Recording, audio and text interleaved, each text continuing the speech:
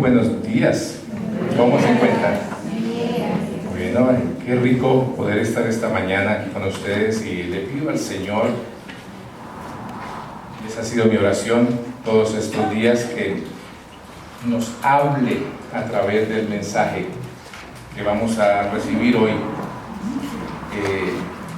Y espero que esa también sea su oración. Que en este momento, en estos próximos minutos, usted le diga allí en su corazón: este mensaje quiero que sea para mí, para mi familia, y que me dé agenda y me desafíe. Y creo que el texto lo va a lograr, y lo he titulado Encuentros que no son casualidad. ¿Cómo les parece? ¿Cuál de ellos es usted? ¿No? Mi hija me dijo: ay, debimos haber puesto mejor la del pececito con la culebrita, y que no importa, ¿no? Encuentros que no son casualidad. Y creo que cuando uno está ya conocido de Jesús y ya uno le tiene en su corazón y de alguna manera está creciendo y está avanzando, es muy fácil perder de vista y perder esa gran oportunidad de aprovechar esos momentos que Dios nos permite todos los días tener, todas las semanas, pero por estar tan distraídos, tan inquietos, tan ocupados, afanados, y también porque pensamos mucho en nosotros, en nuestra vida, en nuestros negocios, en nuestras cosas, dejamos a un lado esas oportunidades. Y a veces uno dice: no, qué casualidad, me encontré con fulano. Pero cuando uno, y espero que después de este mensaje no digamos qué casualidad, más bien después de este mensaje podamos todos los días decir: me voy a preparar para todos los encuentros que Dios está preparando que yo tenga durante ese día específico. Y eso lo vamos a ver a la luz de un encuentro que tuvo Jesús con una mujer muy especial, que en la Biblia se le llama la samaritana. Y está allí el relato en el Evangelio de Juan, en el capítulo 4. Y el relato comienza diciendo: Jesús se enteró de que los fariseos sabían que él estaba haciendo y bautizando más discípulos que Juan, aunque en realidad no era Jesús quien bautizaba, sino sus discípulos, dice Juan. Por eso se fue de Judea y volvió otra vez a Galilea. Como tenía que pasar por Samaria, llegó a un pueblo samaritano llamado Sicar, cerca del terreno que Jacob le había dado a su hijo José. Y aquí podemos ver en el mapa, como para recrear y darnos cuenta qué fue lo que pasó. Jesús estaba aquí en Judea, en el sur, y su fama se extendía porque los fariseos, ese grupo religioso bien complicado, quería acabar con él, porque la fama era más que la de Juan el Bautista, y Juan el Bautista tenía una fama inmensa, pero Jesús no le convenía que en ese momento quedarse en Judea y que le truncaran sus planes. Y él dijo: no, yo necesito regresar a Galilea. Yo tengo un propósito en Galilea, tengo una agenda en Galilea, allá al norte. Y muchas veces uno puede identificarse con que tengo que hacer un viaje, tengo que llegar a tal destino, y mi objetivo es desplazarme en alguna manera porque debo llegar. Pero Juan, el evangelista, deja aquí un relato muy importante, y es cómo Jesús se prepara, se dispone, porque va a tener un encuentro que no es casualidad. Un encuentro con alguien insignificante para los ojos de cualquier persona. Pero démonos cuenta cómo para Dios no hay personas insignificantes. Ni hombres, ni mujeres, ni niños, ni adultos. Y Jesús se dispone, y lo que normalmente para los judíos era atravesar de Judea a Galilea por las enemistades que había entre esas dos regiones o naciones. Los judíos no querían saber nada de los samaritanos, ellos tampoco de los judíos, porque ellos consideraban, los judíos, que los samaritanos no eran una raza pura, que eran mestizos, y los samaritanos se consideraban también hijos de Dios, se guiaban también por el Pentateuco, los primeros 5 libros del Antiguo Testamento. Sin embargo, había una enemistad tan grande que ni siquiera querían encontrarse en el camino, y la mayoría bordeaban el Mar Muerto y el río, y si algunos podían por la ribera del otro lado mejor, y hasta salir a Galilea. Pero Jesús no lo hizo así. Él sabía que iba a tener un encuentro que no era casualidad, un encuentro divino con alguien especial. Por eso el relato continúa diciendo en el versículo 6: allí estaba el pozo de Jacob. Jesús, fatigado del camino, se sentó junto al pozo, y era cerca del mediodía, y sus discípulos habían ido al pueblo a comprar comida. O sea, él iba con sus discípulos. Se atraviesa esa región y llega a su objetivo, un sitio en común, un sitio clave, que era el pozo donde había agua, construido años, siglos atrás por Jacob, entregado a José y a toda la descendencia, utilizado por siglos por toda esta nación que vivía allí. Y en este pozo se iba a dar un encuentro especial.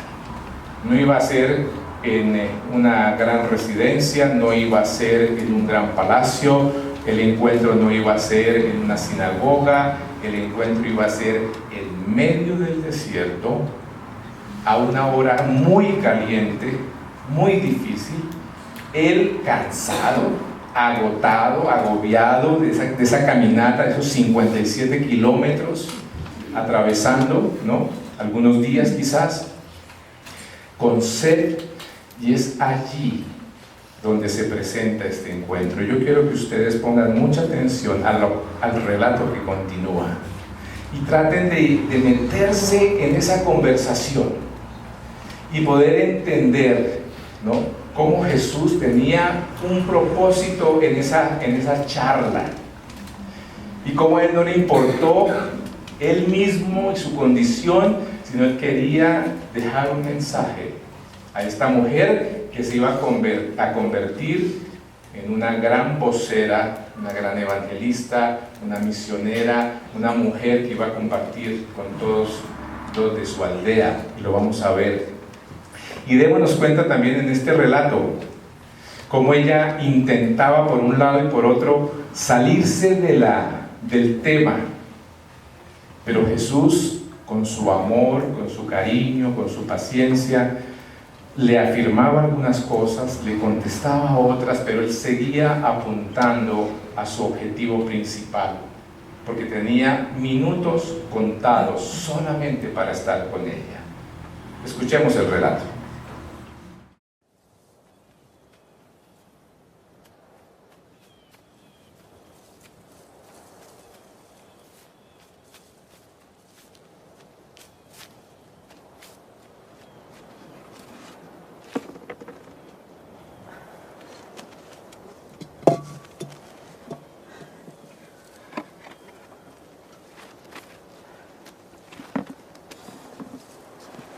Dame de beber.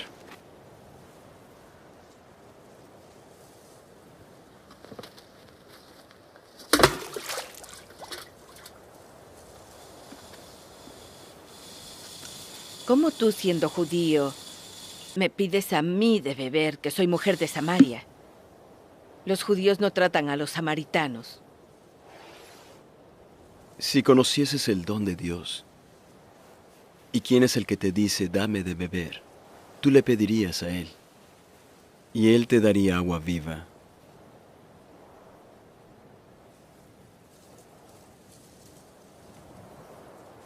No tienes con qué sacarla, y el pozo es hondo. ¿De dónde, pues, tienes el agua viva? ¿Eres mayor que nuestro padre Jacob, que nos dio este pozo, del cual bebieron él y sus hijos y sus ganados? Quien bebiere de esta agua volverá a tener sed. Mas el que bebiere del agua que yo le daré no tendrá sed jamás. sino que el agua que yo le daré será en él una fuente de agua que brote para vida eterna.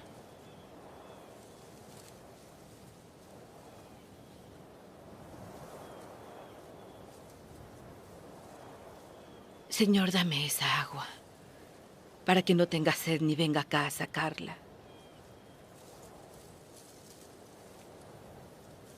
Ve, llama a tu marido y vuelve. No tengo marido. Bien has dicho, no tengo marido. Porque 5 maridos has tenido, y el que ahora tienes no es tu marido. Esto has dicho con verdad. Señor, parece que eres profeta.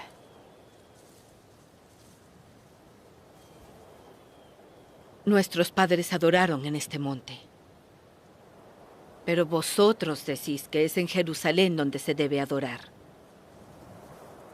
Mujer, créeme, que la hora viene cuando ni en este monte ni en Jerusalén adoraréis al Padre. Vosotros adoráis lo que no sabéis. Nosotros sí sabemos que la salvación viene de los judíos. Pero la hora viene, y ahora es, cuando los verdaderos adoradores adorarán al Padre en espíritu y en verdad. Porque también el Padre busca tales para que le adoren. Dios es espíritu, y los que le adoran, es necesario que le adoren en espíritu y en verdad.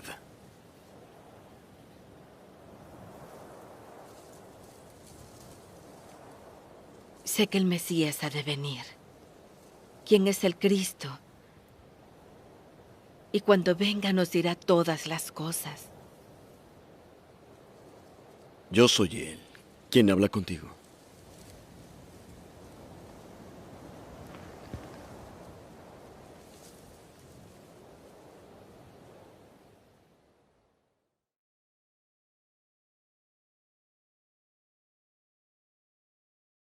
El relato es textual de la Biblia, de las Sagradas Escrituras, y podemos destacar aquí la manera como él busca un común denominador, un puente, un vínculo, y ese vínculo era el agua. Jesús era un experto pedagogo, un experto expositor, pero era un experto en relaciones. Y él sabía que en ese pozo quienes acudían a él tenían sed y necesitaban recoger agua. Y es allí donde él busca hacer ese vínculo con esta mujer. Aunque ella inicia diciéndole, pero ¿cómo los judíos y los samaritanos no tenemos nada en común? O sea, la mujer sabía la historia y la mujer planteaba esas objeciones válidas. Sin embargo, el Señor la recibía y no se quejaba, ni cuestionaba, ni argumentaba. ¿Cómo se te ocurre a ti pedirme agua? Él no dijo en esa momento, qué pena, disculpen, no. Él, concentrado, dijo, si supieras lo que Dios puede dar. Si ustedes se dan cuenta, en esa frase entró en el tema espiritual con ella. Primero fue el tema del agua y algunas objeciones allí, pero en ese momento el Señor nos muestra cómo Él es atrevido y entra en los temas espirituales, que son muchas veces los temas que nos cuestan trabajo a nosotros tocar, o cómo hacemos el cambio, ¿no? La transición cuando estoy conversando con alguien y quiero decirles, y yo estoy trabajando en eso, atrevámonos, intentémoslo, probemos, metamos en nuestras conversaciones el tema espiritual con respeto, y ahora vamos a más adelante a identificar algunas maneras de hacerlo. Si supieras lo que Dios puede dar y conocieras al que te está pidiendo agua, tú le habrías pedido a Él y Él te habría dado agua que da vida. El tema era el agua, pero ahí está incorporando Él esa agua que da vida. Y no solo ahí, sino que más adelante en su conversación, cuando ella dice, Señor, ni siquiera tienes con qué sacar el agua, este pozo es muy profundo. Normalmente eran 26 metros de profundidad un pozo de estos, y el caudal que va por debajo hacía subir el agua para poder con un lazo meter esa tinaja. Ni siquiera tienes con qué sacar. Ella seguía en los asuntos muy literales de cómo obtener esa agua, pero Jesús tranquilo. Y él insiste: todo el que beba de esta agua, de este pozo, volverá a tener sed. Pero el que beba del agua que yo le daré, seguía él en su objetivo.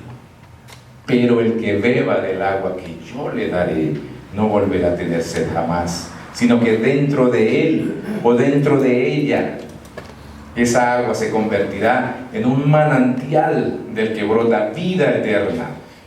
Y la traducción literal es en una fuente de agua. Él seguía insistiendo, identificando en que alguien era el dador de esa agua abundante. Y ya cuando ella se identifica, ya no es, si notan, ya no es el tono de desprecio, ya le dice: Señor, dame de esa agua. Ya se conectó, ya Jesús se conectó con ella. Y es ahí donde el Señor pasa a un plano mucho más atrevido y le dice, y el cambio es fuerte, ¿no? Cualquiera iba a decir: listo, vea, mire, el agua consiste en esto, y no, ve y llama a tu esposo. Él conocía a esta mujer y su condición inmoral. Ve y llama a tu esposo. Se metió en el rancho. Y esta mujer: yo no tengo esposo. Algunos comentaristas dijeron: no, esta está coqueteando aquí también, estoy disponible. No, ella sabía: no tengo esposo. Bien has dicho, has hablado con la verdad, has tenido 5, y el que ahora tienes no es tu esposo.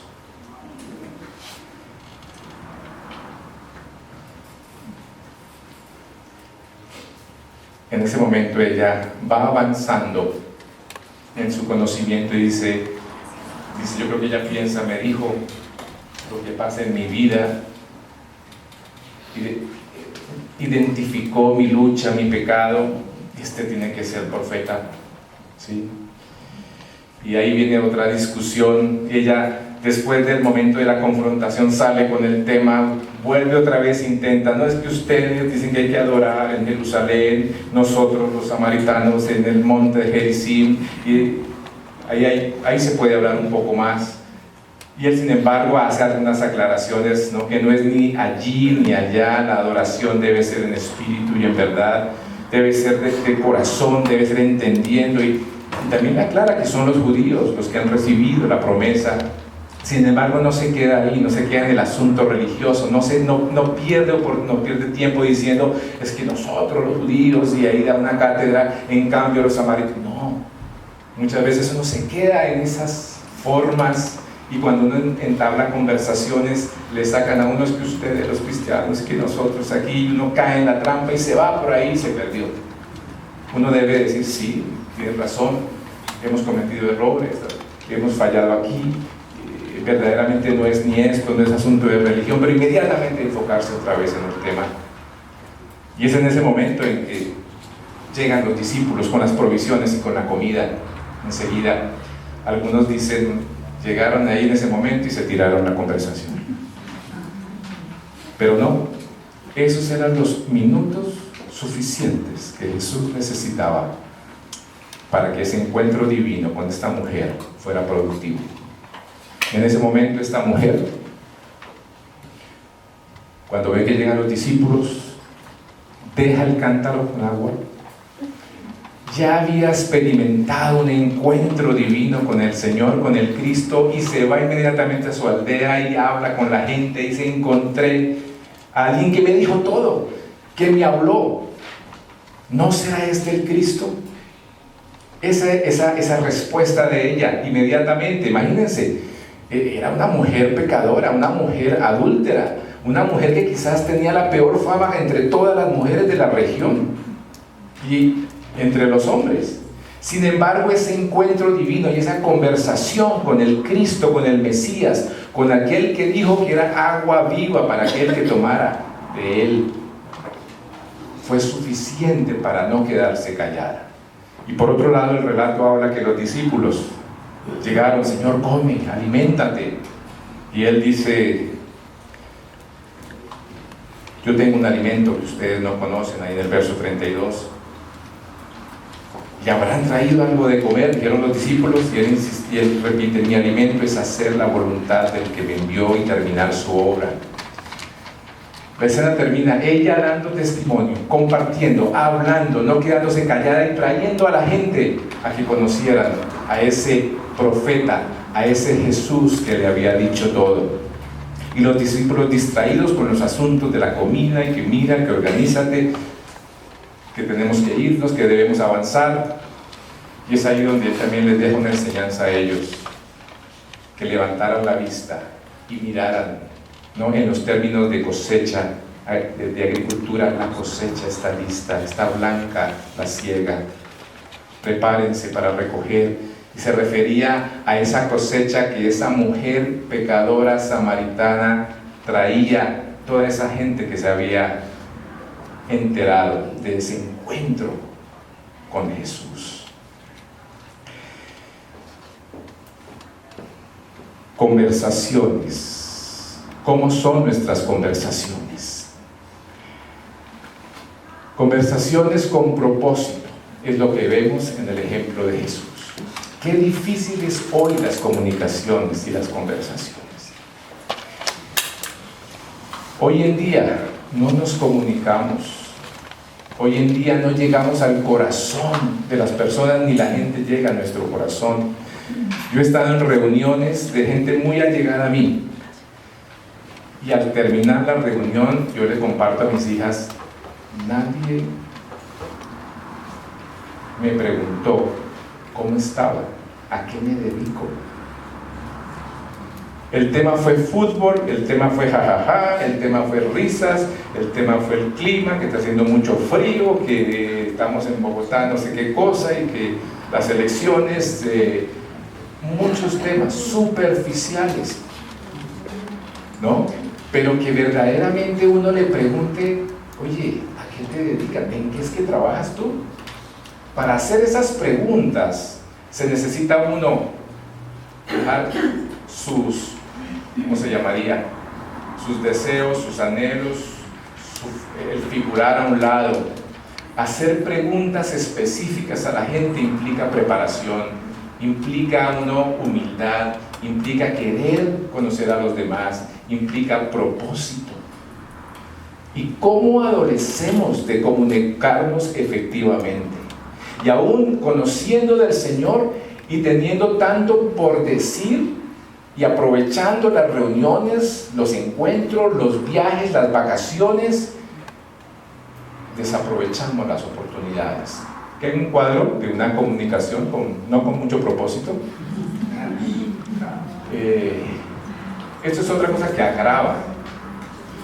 Pero quiero decirles que así no estuvieran estos aparatajes, sin tenerlos, igual no nos estamos comunicando como debiéramos, porque no estamos haciendo preguntas, porque no estamos indagando con amor, con corazón. Y lo que queremos es que nos cuenten. Hace poco tuve una conversación con alguien y hablaba, y hablaba, y hablaba, y hablaba, y nos tenía a 3 o a 4 ahí callados, pero decía y decía y decía. Y hubo un momento en que dijo: uy, me voy a callar para que ustedes digan algo. Y a los 30 segundos volvió. ¿Qué nos estaba diciendo? Lo que él sabía, lo que había estudiado, lo que él pensaba, lo que anhelaba, sus convicciones, sus creencias. Yo decía: ¿cuántas veces desaprovechamos para compartir lo que Cristo ha hecho en nosotros? O para preguntarle a otros cómo se encuentran, poder identificar una necesidad, una problemática, ¿no? Las conversaciones o las comunicaciones con propósito implican estar cerca a la otra persona, mirar a los ojos, ¿no? es prepararnos. Jesús se especializaba en este tipo de conversaciones. Si lo vemos en los relatos, en los evangelios, Él era así. Él no pensaba en Él. Él pensaba en la tarea que tenía por delante. Era un ejemplo de alguien lleno de alegría, de gracia, de misericordia, de paciencia, de bondad para comunicarse con los demás. Por eso en el caso de él tenía muy claro que no era su misión, ¿no? Era la misión de quien lo enviaba a él.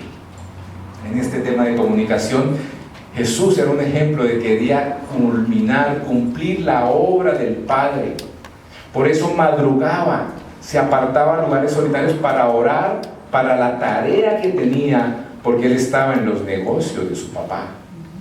Él no era asunto de mi propósito, de mis deseos, de lo que yo quiero, no, era el llamado de Dios. Y cada uno de nosotros tenemos un llamado muy particular, como ingenieros, arquitectos, amas de casa, jóvenes, estudiantes, trabajadores independientes, cualquiera que sea nuestra actividad, allí ese es un llamado específico que Dios nos ha dado a cada uno. Pero por encima de ese llamado específico, o más bien, sí, hay un llamado general, y es que cada uno de nosotros podamos levantarnos todos los días y decir, aún en mi profesión, dentro de mi actividad, dentro de mi hobby, dentro de lo que yo hago, hay un llamado general de Dios, el Padre, de estar en sus negocios. Y que hoy nos sirva este sermón, este mensaje, a entender que debo vivir mi llamado específico, mi misión específica, bajo esa gran tarea, ese llamado de Dios a nivel general. Y ese llamado general tiene que ver con ser testigos, con compartir mi historia, con estar atentos a lo que Dios me está hablando. Por eso el ejemplo de Juan el Bautista, él allí en el capítulo 3, un capítulo antes de este 4, él tenía muy claro y él decía, es necesario que él crezca y yo mengüe. La popularidad de Juan el Bautista era muy fuerte, sin embargo, él era un hombre que tenía muy claro que tenía una tarea específica, pero él siempre apuntaba al Señor Jesucristo. Él siempre se dirigía a la gente y le vendrá uno mayor que yo, a quien no soy digno de desatar las sandalias de sus pies. Y en ese sentido, él tenía muy claro en sus conversaciones de menguar él. Y qué rico fuera que fuéramos una iglesia donde menguemos. No queramos ser los importantes, los visibles, los reconocidos. A veces colocamos hasta máscaras por querer aparentar lo que no somos y podernos más bien mostrar con humildad para que Cristo crezca en cada una de mis conversaciones y de mis encuentros. Por eso Pablo dijo que hiciéramos la obra de evangelismo allí en Timoteo. Quisiéramos la obra de evangelismo y no de apologética. ¿Me explico? La apologética es la ciencia que prepara para debatir con argumentos lógicos acerca de la fe que tenemos y poder vencer cualquier cuestionamiento. La apologética es esa ciencia que me ayuda a desarmar argumentos equivocados y poderle demostrar a la gente la deidad de Cristo, la verdad de las Escrituras, el por qué vino el Señor. Y eso fue muy útil en la época moderna en que la razón primaba y había que dar argumentos. Pero Pablo nos enseña que Dios no nos llamó para pelear y argumentar y hacer apologética. La obra que tenemos es la evangelización.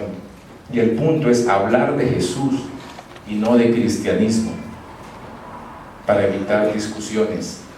Y ustedes se van a dar cuenta, y el desafío es ese: entablemos conversaciones.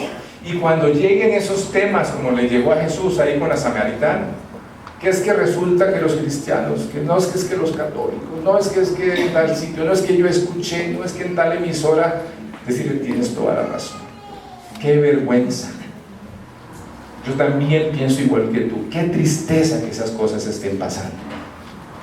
Ahora quiero decirte que en el caso mío, lo que te estoy compartiendo es que si no fuera por una relación personal con Jesucristo, yo no hubiera podido salir de esta situación. O sea, afirmo, reconozco una realidad, pero inmediatamente me alineo otra vez con mi objetivo, Jesucristo, y mi relación con Él. Y si puedo, cuento mi historia, como lo hizo la samaritana. Me encontré con alguien que me contó todo. Ahí no dijeron, ¿qué? Mentiras, no. Le creyeron. Y uno puede, en esas conversaciones, identificarse con la gente. Viniendo de un viaje hace poco tiempo, hace un mes, y después de un entrenamiento donde parte de lo que hoy estoy compartiendo lo vimos, entré al avión y dije, voy a probar, voy a intentar compartir, voy a intentar hacer esta conversación, porque lo normal que uno hace cuando entra a un avión es que uno llega todo serio, ¿no? Y uno entra, no es el que le quiten la silla, ¿no? Y vamos a ver si encuentro sitio para mi maleta. ¿No les ha pasado? Y fijo, está todo lleno, entonces ya uno empieza a poner cara de bravo. Y a ver si de pronto en la 36D alguno se sentó ahí, ¿no? Y dije, no, voy a hacer algo distinto. Y todo eso lo aprendimos, y yo sigo trabajando y estoy aprendiendo. Y lo primero que hice fue saludar y sonreír, buenas tardes, todo en inglés. Iba hacia Los Ángeles, buenas tardes, ¿no? Y sonreí, y había una señora ahí muy atenta. Y fue tal la sonrisa mía que me presenté muy atentamente, ¿no? Y ella me dio la mano, mucho gusto, ¿no? Uno se sorprende de las cosas que hace el Señor. Y yo le saludé, ¿no? Inmediatamente ella se dio cuenta de mi acento, ¿no? Y se puso a hablar conmigo en español. Y en ese momento, pues, al ser una mujer, rápido en los primeros segundos o minutos, para evitar malos entendidos, porque esa es otra, ¿no? Nombres, hablando con la mujer, hay una mujer en el avión, y el primer vuelo fue con un hombre, no tengo tiempo para compartirles cómo pasó ahí, pero quiero hablar de este caso de esta mujer, en el otro vuelo. Lo primero que hice fue decirle, ella me preguntó de dónde viene, de un seminario, un mes capacitándome, entrenándome, no le nombré el propósito del tema, que era cómo evangelizar eficazmente, ¿no? Y cómo entrenar a otros. No, se lo dije, ¿no? Se lo dije en el formato, que ellos tienen otro formato para evitar, porque había mucha gente capacitándose para compartir con los musulmanes en ese entrenamiento. 60 personas de 30 naciones, Asia, África y América Latina. Y el formato oficial es entrenando líderes, ¿no? Globalmente, para que impacten sus naciones localmente. Entonces le informé eso, ¿no? Entonces eso ya tenía más elegancia. Pero rápido le dije un mes, y de verdad que mi anhelo es llegar a mi casa, estar con mi esposita, mis hijas, están que me ven, yo quiero encontrarme con ellas. Inmediatamente eso tranquilizó la conversación. Y puse la argolla. Y empezó el tema.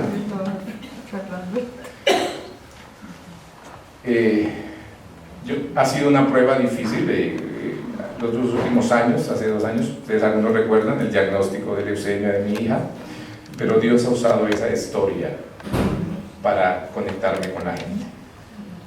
No sé en qué forma ella me habló que tenía unas hijas, y yo busqué la manera normal de compartir, de que si no fuera por una fe en Jesucristo, esta prueba hubiera sido muy difícil vivirla, y ella empezó a charlar otras cosas. Pero miren, lo más fácil hubiera sido, hola, ¿están audífonos? 5 horas ahí durmiendo. Eso es lo más fácil. Hablamos un rato, no hablamos las 5 horas, hablamos en total 10 minutos, 15, 20 máximo, pero fue suficiente esa reunión ahí en el pozo. Busqué puentes en común, igual con el otro señor en el otro vuelo. Tenía cosas en contra de los cristianos, cosas en contra de los católicos, pues, pero busqué el punto en común, y era la Biblia. Creía en la Biblia y la animé a leerla. La animé a que la buscara, y que todas las noches compartiera una porción chiquita con sus hijos, con sus hijas. Es más, le dije que existían unos versículos, que vaya a una librería la que tú quieras, y hay unos versículos, y uno saca un versículo, y antes de cenar, de comer, pueden leer. Le di algunas herramientas y le dije, te voy a mandar algo por correo. Y al final nos despedimos, feliz, hice mi aporte. Después aquí le mandé un correo con una información, preguntándole cómo iba, diciendo, ¿te acuerdas? Yo iba en ese vuelo, ¿verdad? Muy diplomático, muy serio, muy formal, y le acabé de responder. Entonces, estas conversaciones tienen que ver con lo que nos acontece a nosotros todos los días. Pero para eso necesitamos estar atentos a la voz de Dios. Y si no lo estamos, mire, vamos a ir en el corre-corre normal. Tengo que llegar a Galilea, perdón. Tengo que salir de Judea, tengo que llegar a Galilea, estoy afanado, no alcancé a organizarme, no alcancé a prepararme, corra. No. Debemos prepararnos como hijos de Dios, como siervos de Dios, como hombres y mujeres que tenemos a Cristo en nuestro corazón. Todos los días debemos estar atentos a la voz de Dios. Y yo sueño con una iglesia así, una iglesia que se capacita, se entrena, pero que luego sale de estas reuniones entendiendo su misión en el mundo, de ser luz. Ese era el mensaje de Juan allí en el capítulo 1, de compartir de aquel que es agua de vida. Y si no estamos atentos y alertas, no vamos a escuchar esa voz del Señor. Y resulta que solo un corazón agradecido puede recordar, estar atentos. A veces olvidamos lo que Dios ha hecho en nuestra vida y nos volvemos muy religiosos. Y a estos discípulos de Cristo de alguna manera les pasó lo mismo. Estaban pendientes de los asuntos, de traiga comida, de organicémonos, tenemos que irnos, ya comió, no ha comido, ¿quién le trajo comida a usted? ¿Y usted qué hace hablando con esta señora? Nos quedamos en esos asuntos. Y resulta que necesitamos recordar todos los días lo que le costó a Cristo. Que hoy pudiéramos tener una nueva vida. Y un corazón agradecido por lo que ha hecho Dios en nosotros nos debe llevar a invertir nuestra vida en otros y contar nuestra historia. Voy a repetir eso. Yo les quiero que ustedes tengan presente lo que le costó a Jesucristo, que hoy usted esté aquí, no en este sitio, aquí viviendo una nueva relación con Jesús. Si uno le pregunta qué es lo más hermoso, lo más importante que le ha pasado, muchos van a decir haber conocido del Señor. Pero muchas veces lo decimos aquí, pero en nuestro corazón no está esa pasión y no vibramos con eso. Entonces va a ser muy difícil que nos levantemos todos los días pensando en los demás, que conozcan del Señor. Y va a ser más fácil estar viviendo todos los días pensando en nosotros, en el trabajo, que necesito más plata, que necesito solucionar esto, tengo que ir a la iglesia, me tengo que devolver de la iglesia, tengo que ir a reuniones de caballeros, de damas, de jóvenes, y corra para aquí, corra para aquí. Nos quedamos en religión, en reuniones, y perdemos la oportunidad de tener encuentros que traigan vida a muchas personas. El director de este entrenamiento, el doctor John Edmund Haggai, hoy con 93 años, nos dio una videoconferencia desde Atlanta. Nosotros estábamos en Hawái. Un hombre apasionado con compartir del Señor toda su vida, un estilo Billy Graham, viajó por todo el mundo.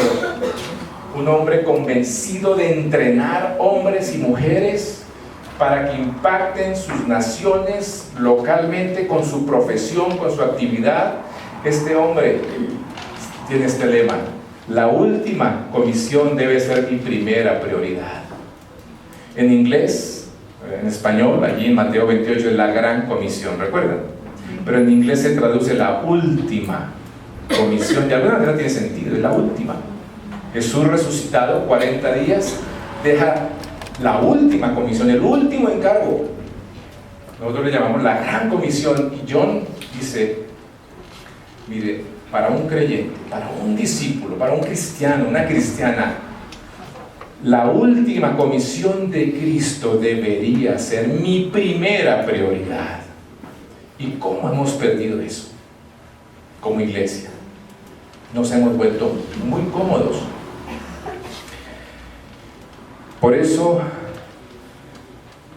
en Lucas, Jesús habla de 3 parábolas relacionadas con esta primera prioridad.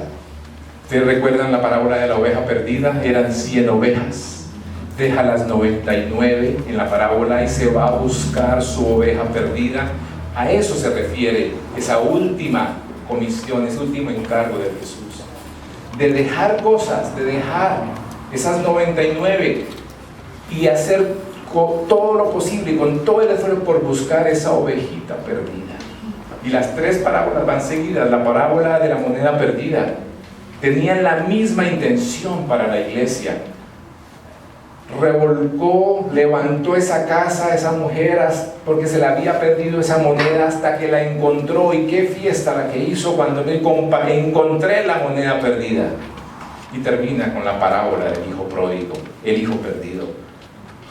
¿Y cómo responde ese papá?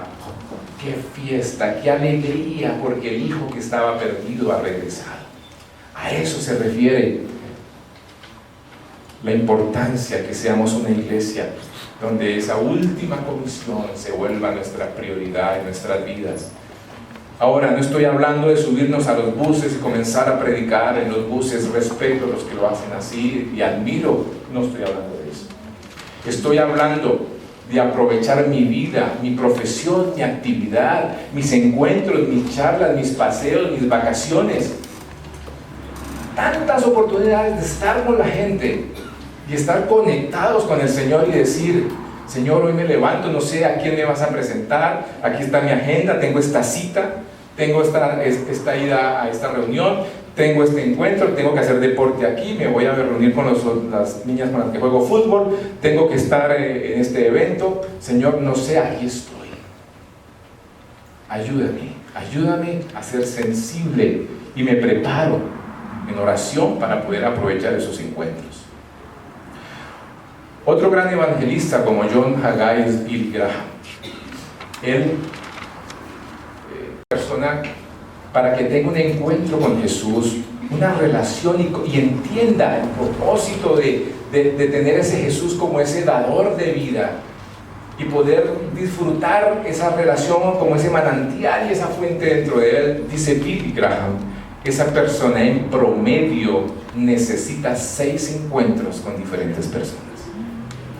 Uno no se imagina eso. 6 encuentros. Usted se imagina, ustedes por ejemplo llegaron a conocer del Señor, pero ustedes no saben qué personas estuvieron en esa cadena hasta que usted logró entender la relación que Jesús quería tener contigo. Por lo menos él, en su experiencia, Billy Graham expresa 6 exposiciones. Yo por lo menos sé que con esta señora del avión yo fui uno de esos 6. Quizás ella ha tenido otras conversaciones con alguna amiga años atrás, o 2 o 3, y quizás va a tener otra con alguien, pero esas 6 son las que en promedio, dicen estos expertos, se necesitan. Y lo importante es que uno esté dispuesto a ser uno de esos en esa cadena y no, como dice Richard Houston en sus talleres, el eslabón perdido de la cadena.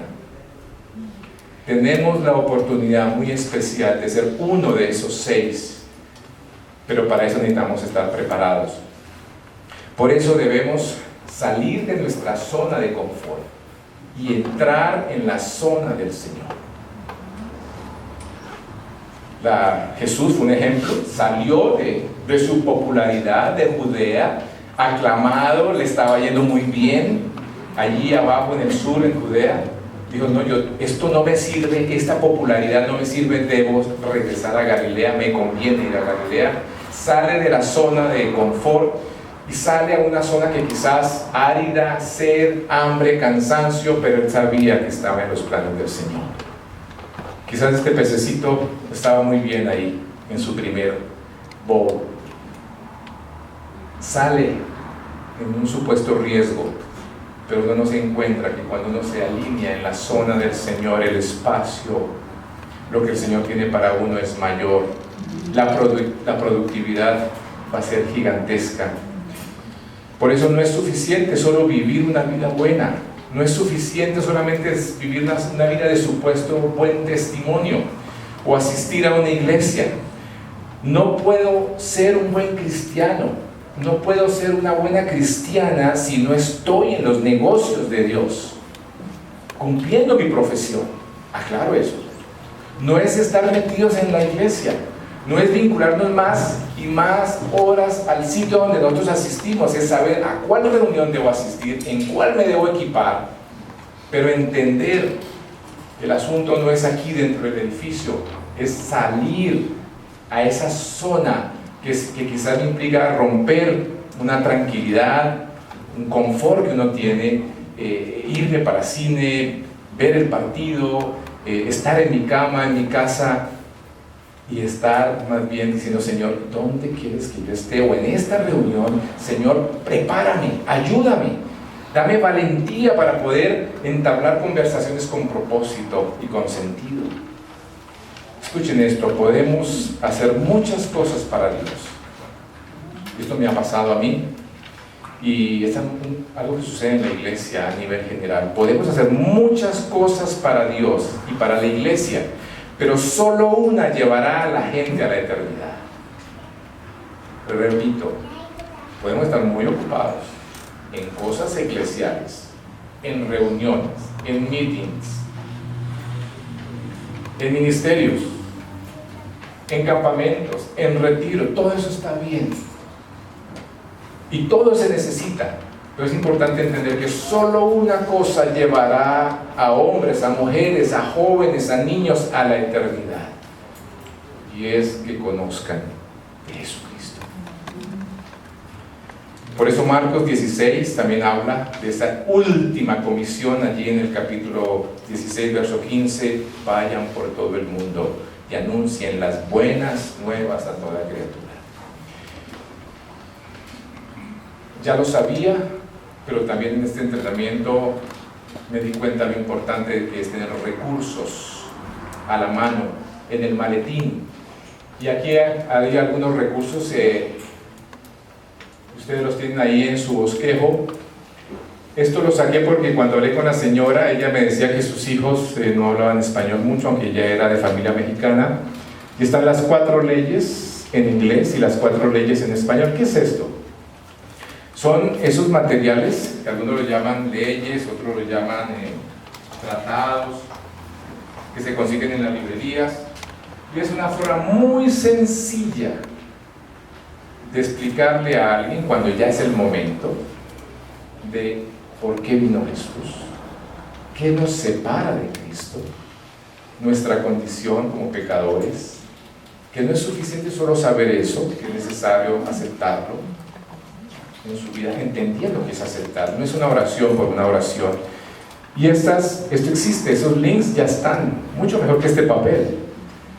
Ustedes entran a Google y ustedes encuentran de todo, yo sé que lo hacen, pero hagan el ejercicio: cómo compartir de Jesucristo. Pongan en Google y ustedes van a encontrarse con un sinfín de recursos.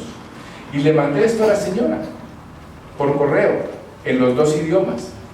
También está lo que llaman el camino de salvación en Romanos.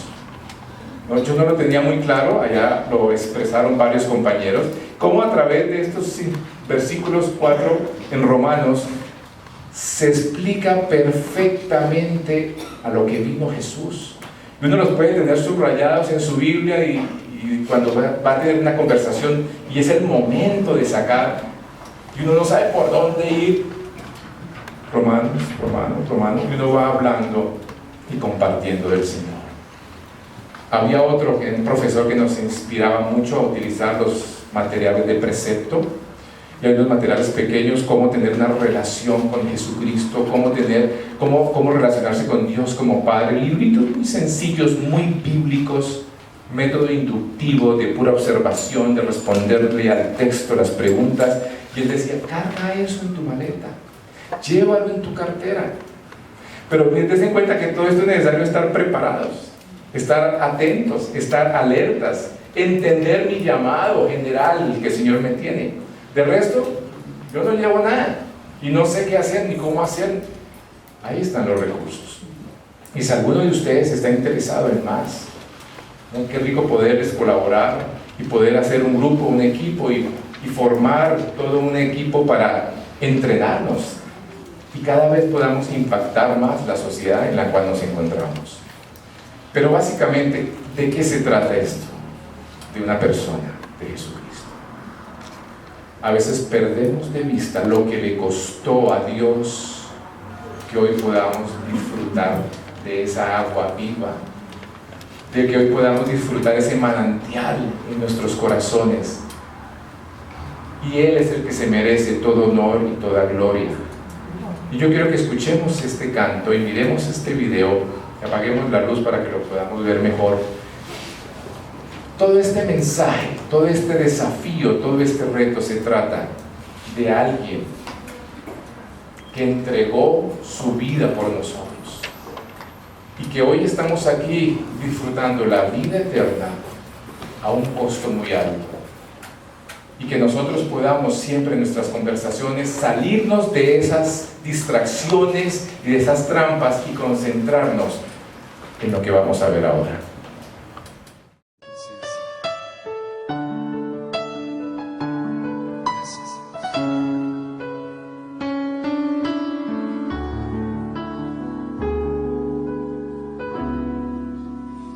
Gracias por la cruz, oh Dios, el precio que pagaste por mí, llevando mi pecado allí, sublime amor, tu gracia me salvó. Gracias por tu amor.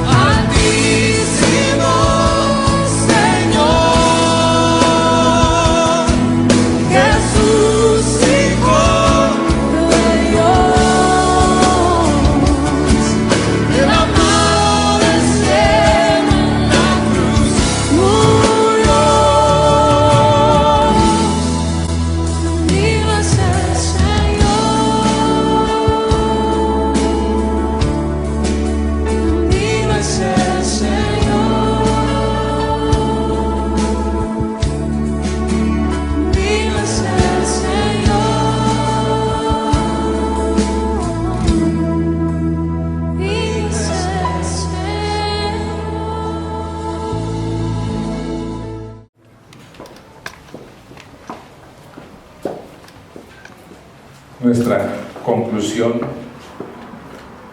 hemos sido llamados a dar testimonio del amor de Dios y de su plan de salvación a todos los que nos rodean.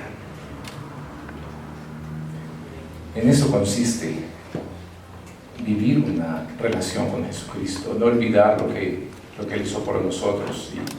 Y así como la mujer samaritana fue el instrumento de Dios, una mujer sencilla, pecadora, con mala fama, pero con ese encuentro con el Cristo fue capaz de proclamar y de contar su historia.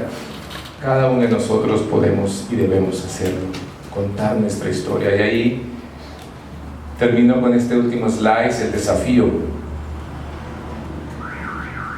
Ustedes lo pueden llevar, tiene que ver con el mensaje de hoy.